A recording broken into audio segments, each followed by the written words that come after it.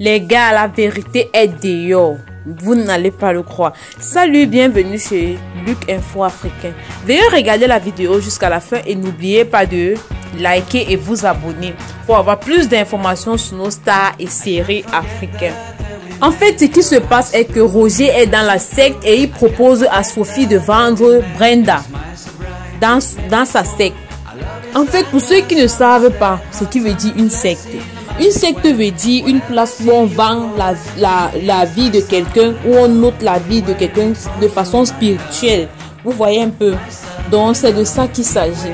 Et c'est exactement de ça que Roger veut faire à Brenda. Il veut ôter la vie de Brenda puisqu'il trouve que Brenda, c'est un obstacle entre lui et Sophie. Puisque Sophie veut tellement se marier, elle a invité Roger dans un bar-restaurant, et elle lui a dit: je suis prête à tout pour me marier avec toi. Roger lui a demandé de tendre la main et lui répéter ça.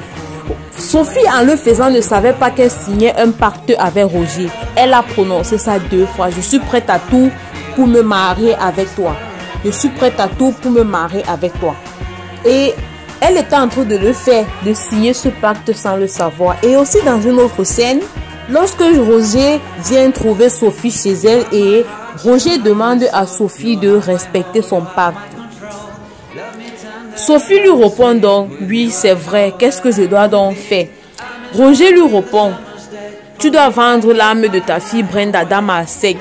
Sophie lui répond encore: qu'est-ce qui veut dire vendre l'âme de quelqu'un? Roger lui répond que elle doit tuer Brenda dans sa secte pour que là enfin il puisse se marier.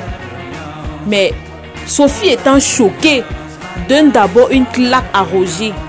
C'est là maintenant que Sophie lui demande que ça veut dire que tu es dans la secte. Il répond: non, je ne suis pas vraiment, mais je vends l'âme de certaines personnes de temps en autre.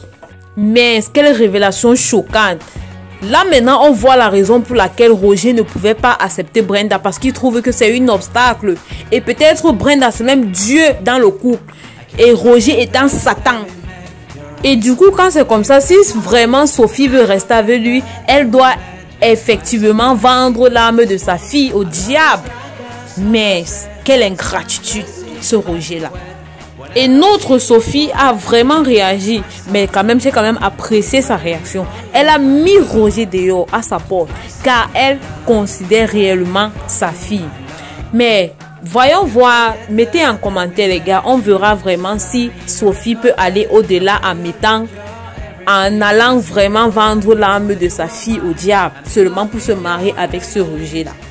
Mais les gars, j'ai vraiment peur de ce qui peut se passer après ça, puisque vu que Sophie a déjà signé le pacte avec Roger, en tenant la main, puisque Roger a tenu sa main plus de 2 fois et il lui a demandé de prononcer ça plus de 2 fois. On ne sait pas ce que Roger a pu mettre dans la tête de Sophie. En fait, nous allons voir sur l'épisode suivant. Et comme il y a aussi trop de sectes dans notre série Madame Monsieur, voilà aussi Ekindi et Paul qui sont allés demander pardon à Austin pour tout ce qu'ils ont fait. Austin étant très... Voilà ça, on dit le karma existe, voilà ça. Avec tout le mal qu'ils ont fait à Austin et Kim, voilà ça, que ça leur retombe. Que ça leur retombe. Pourquoi être méchant? Pourquoi être méchant dans cette vie, les gars? En fait, continuons. En allant maintenant prendre le couteau, il les a chassés, mis dehors.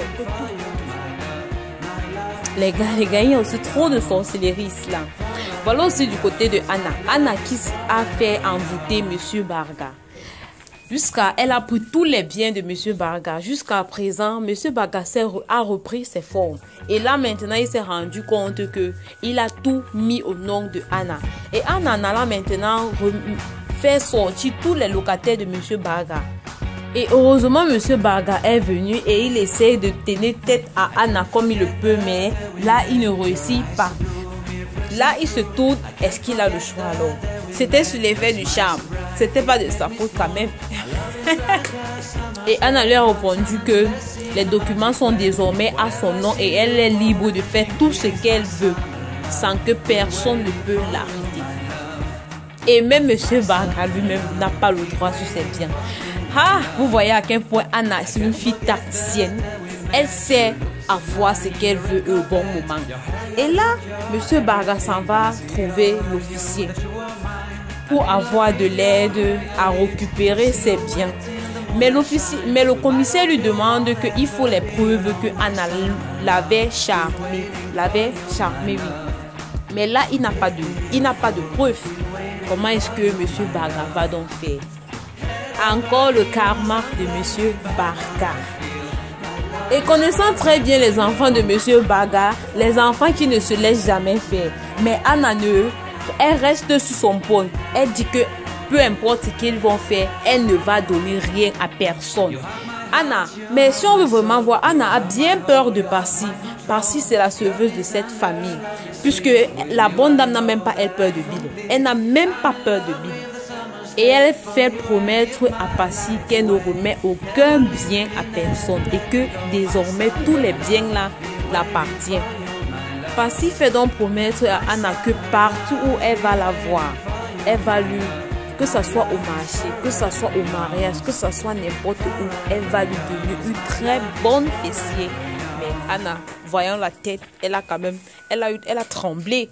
Elle a tremblé en voyant la promesse de Parsi. En sachant que c'est son remède là-bas, elle a vraiment peur. Oh, ma puce Anna, elle a vraiment peur cette fille-là. Les gars, Monsieur Camden, donc maintenant qui en veut à bloc à Karine, débarque dans la maison de Austin. Et il dit à Karine qu'il connaît maintenant désormais où elle vit et qu'elle va remettre ses biens coûte que vaille. Là, ça va vraiment chauffer. Hein?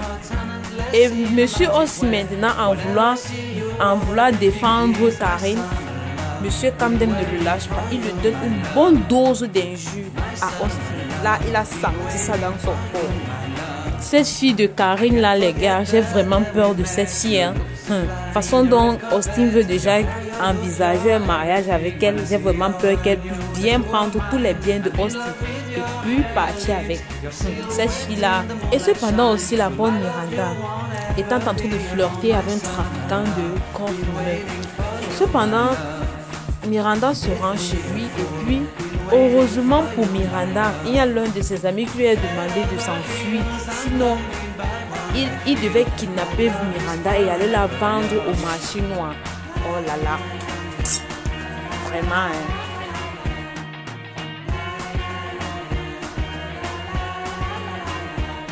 Chance pour elle qu'elle s'est vite enfuie. Et Miranda de son côté maintenant, elle rentre chez son chéri Piwele. Arrivant chez Piwele, en entrant et en voulant encore sortir, Piwele l'attrape, lui demande que mais Miranda, où est-ce que tu vas? Il accueille gentiment. Enfin, il l'accueille gentiment. Là maintenant, elle vient s'asseoir, il pose. Et puis maintenant, voilà l'arrivée maintenant de Parsi. Les bruits maintenant commencent à se faire entendre venant de Parsi. Puis elle se met à gronder Parsi en disant que c'est lui qui les fait demander d'avorter Miranda. Parsi lui dit que tu devais plutôt me remercier car c'est moi qui a fait en sorte qu'elle ne puisse pas avorter ton enfant puisqu'elle était déjà désespérée. Là maintenant, Piwele étant très gentille, prend Miranda dans ses bras et lui remercie beaucoup. Et ensuite, Piwele était très content. Miranda a accepté de rentrer avec Piwele et il fallait voir comment Piwele était alors tellement content. Hein. Tellement. Parce qu'il était fier que Miranda allait rentrer à la maison et s'occuper de sa famille. Oh là là. Enfin, Piwele a compris que la femme ne se réduit pas à faire des bébés seulement. Puisque tout pour lui était juste de se focaliser sur le bébé. Et ici maintenant du côté de Princesse, c'était la finale du concours annuel show. Elle a quand même rapporté la coupe. Car elle est quand même la fille de Parsi, donc c'est normal. Elle est quand même la fille de Parsi. Pourtant c'était même la plus courte parmi les finalistes. En fait, bref. Et puis elle était en train de voir l'émission. Il arrive, il voit comment Princesse est en train de parler aux émissions, les journalistes sont en train de questionner Princesse, tout ça. Il arrive, il se lève, il démarre sa voiture. Merde! Et il se lève, lui, il part, il dit que c'est moi le père de l'enfant. Il parle au journaliste, c'est moi le père de l'enfant, je l'ai toujours soutenu. Oui, c'est mon enfant, tout ça. En fait, en étant fier, vous voyez un peu. Ouais, en étant fier, il arrête sa fille. Elle aussi, elle souriait parce que j'étais là derrière, elle était en train d'observer M. Pirouet en disant que c'est lui le père de l'enfant. Étant étonné, vous savez aussi nos parents africains. Ouais, et M. Barra était juste là, il regardait l'action de Pirouet. En fait, toute la famille regardait aussi l'action de Pirouet. Mais c'était aussi quand même une victoire, vous voyez, de la famille Barca. Voilà les amis, c'était tout pour notre série préférée de l'épisode 50 à 51. Bon, à plus pour une nouvelle épisode. N'oubliez pas de liker et vous abonner. Hein? Et laissez toujours en commentaire ce qui vous dérange, vous voyez un peu.